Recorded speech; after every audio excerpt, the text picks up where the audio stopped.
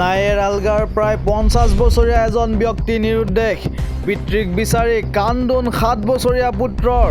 প্ৰায় 1.5 মাহ ধৰি নিখোজ হৈ আছে ধুবুৰী জিলাৰ বিলাসীপাৰা মহকুমাৰ অন্তৰ্গত নায়েৰ আলগা তৃতীয় খণ্ড তথা হাজিপাৰাৰ হামেদ আলী।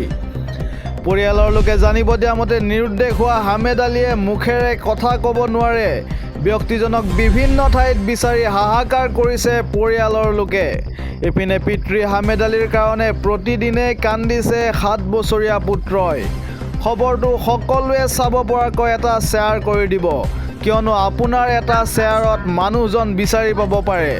কোনোবাই ব্যক্তিজনক ক'ৰবাত লগ পালে অথবা দেখা পালে তৎক্ষণাত 9864898744 8638827417 নম্বৰত ফোন কৰিবলৈ পৰিয়ালৰ লোকে অনুৰোধ জনাইছে।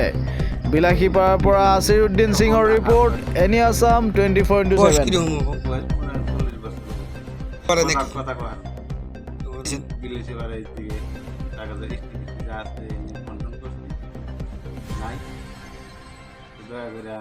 পান এই নাম্বার দিব, নাম্বারে ফোন করবেন, জানাবেন, জানালি